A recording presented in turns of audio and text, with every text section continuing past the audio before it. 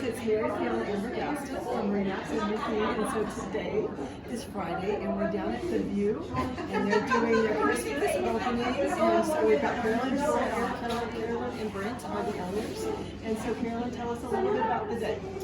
Well, we have our holiday open house, which goes until 6 o'clock this evening, and we have lots of different events happening today. We have food samplings, we have music that starts at 1:30, we have a fashion show at 3:30 that is going to feature Mary's daughter Nicole.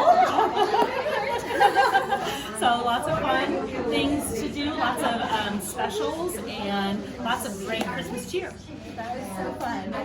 So guys, it's already full. There's already so many people here today. So come on out, taste some food, get your Christmas shopping done, and enjoy the view. Yes, a lot of shopping, and then also tomorrow is the BB opening for downtown, so come out and just get in the spirit starting today. Yeah. Thanks, Thanks guys. Thanks.